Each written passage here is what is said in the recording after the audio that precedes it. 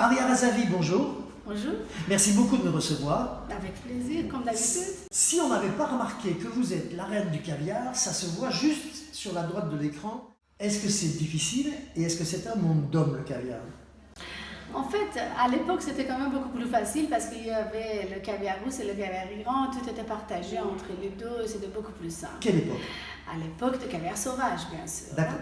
Par contre, aujourd'hui, il y a énormément de caviar élevage partout dans le monde entier. Il y a beaucoup d'hommes, bien sûr, qui sont là-dedans parce qu'on parle, entre guillemets, de la production.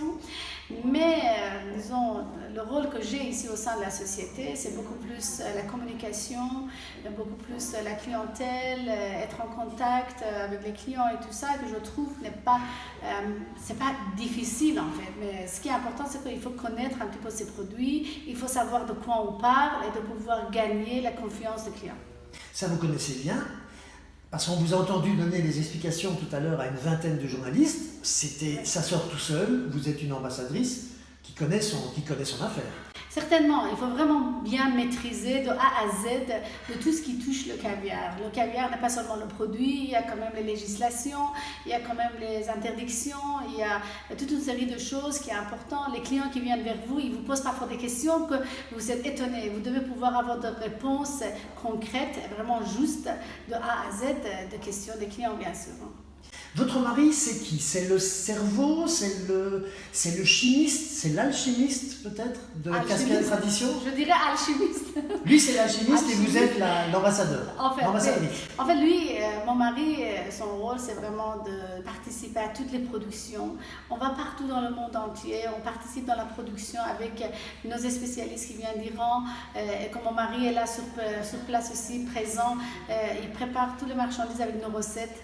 C'est ça qui est très important parce que c'est pas parce qu'il y a le caviar élevage aujourd'hui qu'au niveau de quantité on monte chaque année, ok, mais il faut pouvoir sélectionner les meilleurs caviars partout dans toutes les productions où on y va. Alors ça, c'est vraiment le rôle de mon mari. Et évidemment, il a aussi beaucoup de clientèle à l'export, des clientèles entre guillemets qui sont des exigences assez plus spécifiques, beaucoup plus mon mari qui s'occupe de ça. Et d'un autre côté, il est aussi le juriste de la société parce qu'il est de formation docteur en droit et il prend quand même certains dossiers à ce niveau-là aussi. C'est quand même pas négligeable. Il est vraiment très très important dans son rôle dans la scène de notre société. Qu'est-ce qu'il va faire dans le monde entier? Parce que j'entends parler de caviar qui vient de Chine, de caviar qui pourrait venir de Bulgarie, de France, d'Espagne. Quand on pense caviar, en général on pense Iran, on en reparlera, et on pense Russie à l'origine. En fait, non. En fait, à l'époque, c'était la Russie et l'Iran, bien sûr, mais depuis 2009, le caviar sauvage est interdit. Alors, du coup, il y a le caviar élevage. Mais quand on parle de caviar élevage, c'est-à-dire c'est la liberté, on peut faire l'élevage partout dans le monde. En Europe, pratiquement tous les pays font l'élevage et en dehors de la communauté européenne aussi, entre guillemets, partout ils font l'élevage. Il y a la Chine, il y a l'Uruguay, il y a la Norvège, il y a la Suède, écoutez, partout. Mais le problème n'est pas ça, le problème c'est d'avoir la belle qualité. Par exemple, on peut avoir de production juste à côté de nous, dans notre pays, et que les gens cherchent la qualité, ils cherchent d'autres choses. Nous, notre rôle dans la scène de la société, c'est de participer dans la production de pratiquement une grande partie d'élevage, dont ils acceptent notre façon de travail, dont ils acceptent que nous, on se mêle dans leur production, qu'on arrive là-bas avec nos recettes. Et c'est ça que les gens cherchent. Les gens cherchent d'avoir une belle sélection. Vous ne pouvez pas trouver un producteur qui dit une partie de mes produits qui sont bien, d'autres parties ne sont pas bien. Alors nous, notre rôle, c'est d'aller là-bas et de sélectionner justement cette belle partie de produits pour nos clients qui sont vraiment les plus exigeants possibles. Donc vous allez dans le monde pour chercher les œufs et quand ils sont amenés ici, vous préparez la recette. Et c'est ça qui fait votre produit. C'est votre recette à vous. Non, on fait la recette directement à la production. C'est là qu'on prépare. Exactement, c'est pour ça qu'on y va là-bas. n'est-ce pas? On prépare nos marchandises, on choisit à partir de l'ouverture de vente, en fait. Une fois qu'on a les grains qui sortent, c'est là on peut décider est-ce que ce grain, nous allons travailler ou pas. N'est-ce pas? Ça, c'est vraiment la première base de Et vous le travail. travaillez là-bas? On travaille là-bas, ils sont mis dans des grosses boîtes d'original, dont ce sont des boîtes de 2 kilos, 1,8 kg. Des boîtes bleues que nous avons vues tout à l'heure. Exactement, Oui. c'est bien ça. Et puis après, quand ça arrive ici, et nous, on les conditionne au fur et à mesure dans les plus petites boîtes et que c'est exporté. Comme vous avez pu voir, vraiment, notre conditionnement ici, c'est fait sur mesure, en fait. Le client commande, on conditionne pas à l'avance pour garder dans notre... C'est ce qu'on a vu sur les images, c'est vos employés qui conditionnent dans plusieurs boîtes de tailles différentes. Quels sont les grammages des boîtes en général? En fait, on va de 30 grammes, 50 grammes, 100, 125, 200, 250 et jusqu'à 500 grammes. Que coûte un kilo de caviar aujourd'hui en moyenne? En fait, en moyenne, ça dépend un petit peu de différentes espèces. De moins cher, on est aux alentours de 1300, 1400 euros. Et jusqu'au plus cher, qui est le caviar beluga, on est dans les 5000 euros à peu près le kilo. Beaucoup de gens, évidemment, se disent que jamais ils ne pourront goûter du caviar. Est-ce que vous pensez qu'il y a moyen, pour des prix raisonnables, aux fêtes de Noël, par exemple, on approche là, Bien sûr. de s'offrir 50 grammes de caviar? Qu'est-ce qu'on peut faire avec 50 grammes de caviar si j'ai 2 enfants qui viennent manger à la maison, de 18-20 ans, comme ça ils aimeront le caviar, 2 adultes, voilà, pour 4 personnes, est-ce qu'on peut vraiment, avec une petite boîte de 50 grammes qui coûte une centaine, combien une boîte En fait, de 50 grammes? imaginez-vous si jamais on est à 1400 euros le kilo, 100 grammes ce sera 140 et 50 grammes ce sera 70 euros. Alors avec 50 grammes de caviar, justement, nous pourrons faire une dizaine de toasts. Donc on a fait une dégustation tout à l'heure ensemble, on avait chacune 3 toasts. Alors avec 10 toasts, nous pouvons sans problème de faire une très très belle dégustation avec par exemple un Spencer Baery qu'on l'appelle Royal Select, que vous l'avez goûté aussi vous-même. Il était très très bien à sa place parce que nous vraiment on sélectionne tous nos produits et là vraiment c'est conseillé fortement. Alors on va ramener nos internautes aux explications que vous avez données en laboratoire avec le premier reportage. Oui. Maintenant, j'aimerais qu'on aborde la femme que vous êtes, parce que vous êtes iranienne, vous êtes venue en Belgique dans fin des années 80 à peu près? C'est bien ça, en 89 que je suis arrivée ici en Belgique avec mon mari. Qu'est-ce qui vous a amené en Belgique, sans indiscrétion? Parce que mon mari était étudiant ici, il préparait un doctorat en droit maritime. Et alors quand il est venu une fois en Iran, on s'est rencontrés et puis on s'est mariés, on est venu ici parce qu'on était obligés de se marier, sinon je ne pouvais pas obtenir le visa d'accompagnement d'un étudiant ici. Et ben, on est arrivé ici, on a terminé nos années d'études jusqu'en 1995. Et en 1995, on avait décidé de créer la société ici parce que la famille était aussi dans ce business, en Iran bien sûr. On s'était dit pourquoi pas de ramener ici le caviar iranien. C'est la raison pour laquelle tout au début de la société, on faisait uniquement le caviar iranien. Et puis par après, on a ajouté le caviar russe, d'autres produits. Et aujourd'hui, bien sûr, on va vers le caviar élevage, vers toutes les eaux de poissons qui peuvent être imaginables ici dans notre société. On a une gamme assez complète de produits maintenant. C'est douloureux, sans indiscrétion encore, de quitter son pays quand on est jeune, femme, et qu'on quitte un pays qui à l'époque était considéré comme très moderne avant votre départ. Dans les années 70, l'Iran était le petit Paris de l'Orient. Ouais. Est-ce que c'est douloureux de quitter son pays et quel est le regard que vous jetez aujourd'hui en femme iranienne adulte sur votre pays d'aujourd'hui par rapport à celui que vous avez connu petite? J'ai bien connu à l'époque avant la révolution iranienne. C'est très douloureux de voir ce qu'on était, ce qu'on est devenu. C'est malheureux en fait ce qu'on voit aujourd'hui au niveau mondial bien sûr, parce que le regard mondial n'est pas du tout la même chose à ce qui était à l'époque en Iran. C'est malheureux avec tout ce qui se passe. Enfin, là, on ne rentre pas dans la politique. Oui, voilà, sans position politique. Sans vraiment se faire. Mais maintenant, de toute façon, même les gens en Iran, les femmes en Iran, ils s'en font un petit peu pour leur pays, pour ce qu'ils avaient comme possibilité, ce qu'ils n'ont pas aujourd'hui. Maintenant, il ne faut pas oublier que les femmes iraniennes sont toujours battues, ne se sont pas laissées faire en fait. Parce que elles sont courageuses aujourd'hui, les très courageuses parce que ils ont toujours conduit, ils ont toujours été à l'université, ils ont toujours fait des bonnes études. C'est-à-dire que toute une série de choses dont ils ne se sont jamais laissés faire. Ça, c'est important. Et il ne faut pas oublier que les femmes iraniennes ont pu avoir tout ce qu'ils ont aujourd'hui encore en Iran. C'est grâce à nos hommes qui nous ont suivis. Ça veut dire quoi ça? Parce que c'est rare d'entendre une femme qui a pourtant un esprit féministe, parce que je pense que vous êtes pour la liberté de la femme et son émancipation. C'est rare d'entendre une femme dire c'est quand même grâce aux hommes qu'on a obtenu ce qu'on a aujourd'hui. Exactement, parce qu'en Iran, il ne faut pas oublier qu'aujourd'hui, on est un pays qui est très assez fermé, que les hommes qui ont le pouvoir, les hommes peuvent faire ce qu'ils veulent à des femmes. Mais nos hommes ne se sont pas laissés faire. Nos hommes ont dit, écoutez, nous sommes des hommes iraniens, on va suivre nos femmes. On ne se laisse pas faire, on laisse la liberté à nos femmes. C'est de cette façon-là que je voulais parler. Quel regard portez-vous sur le mouvement #MeToo, #Balance ton porc et tout ce mouvement de l'expression de la femme qui ne se laisse plus faire finalement?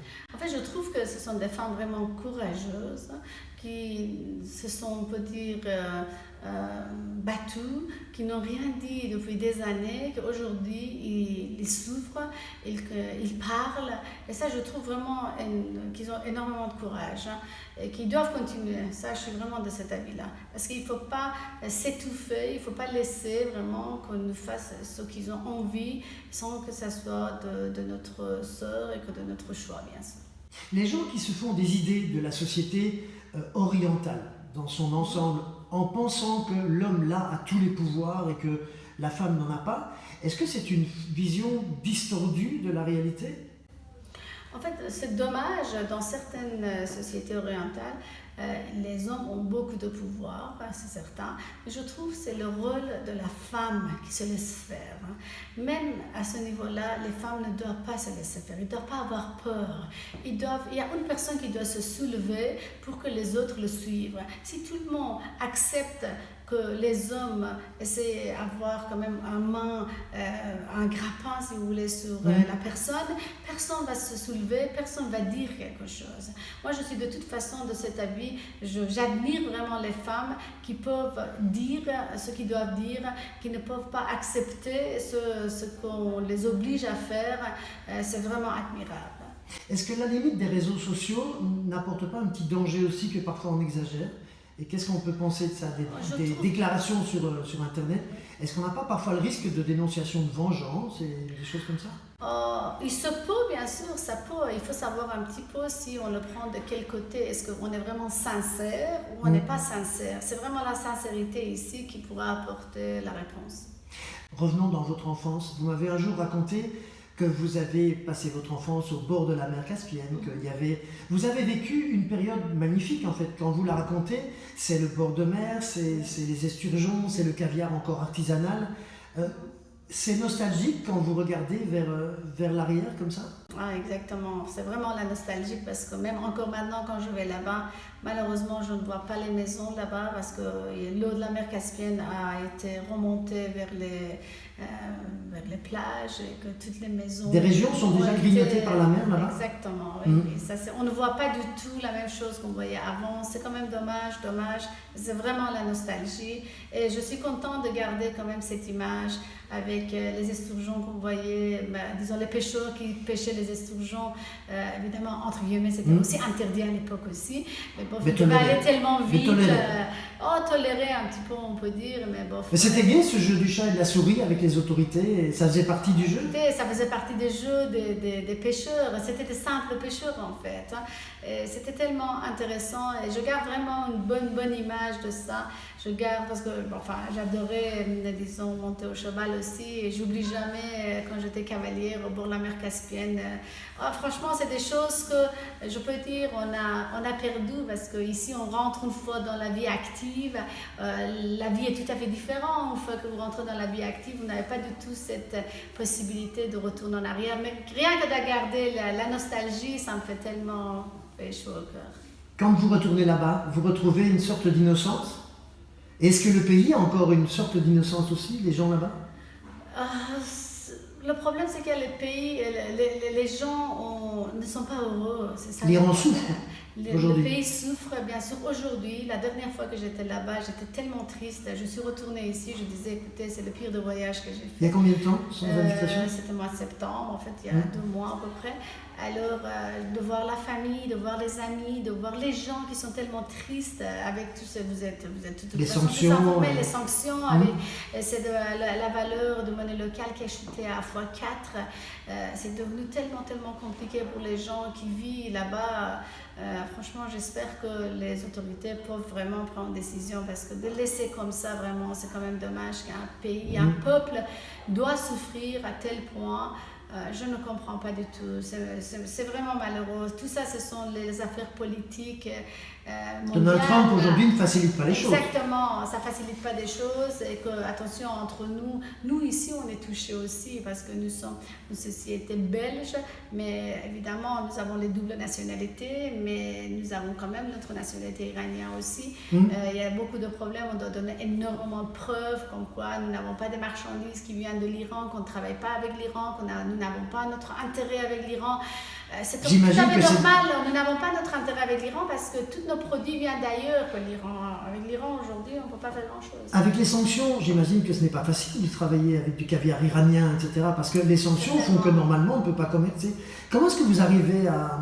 C'est difficile, j'imagine, d'arriver à travailler. Bien sûr, mais c'est la raison pour laquelle nous avons fortement réduit notre importation avec l'Iran, bien sûr.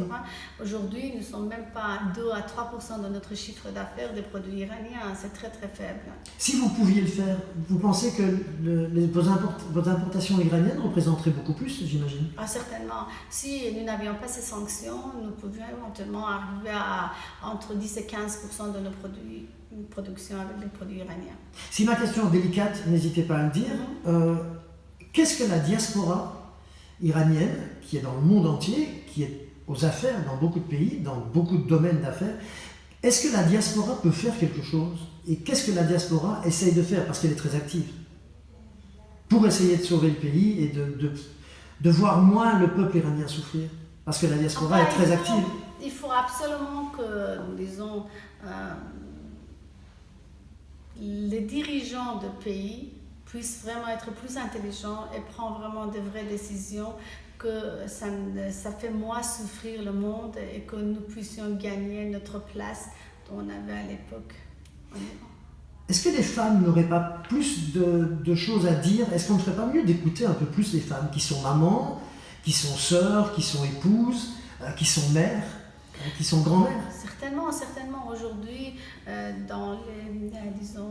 aussi bien dans les affaires, dans la politique, en Iran on a des femmes juges, on a énormément de femmes qui sont médecins, qui sont éduquées, ils sont mères, grand-mères comme vous dites, et ils participent quand même dans pas mal des associations. Même dans l'Iran de la Révolution? En Iran, exactement, ils en ont aussi, parce que si on n'avait pas ça, nous ne pouvions pas survivre. Il y a quand même pas mal d'associations vraiment qui existent là-bas aussi, qui sont pour les femmes, pour les enfants, pour le bien-être aussi. Et voilà, ça existe. Mais maintenant, arriver à là pour dire est-ce qu'ils sont bien écoutés, ça, probablement pas. Je ne sais pas. Encore une fois, peut-être, question indiscrète, n'hésitez pas à le dire. Vos enfants connaissent l'Iran? Ah oui, bien sûr. Mes enfants connaissent l'Iran.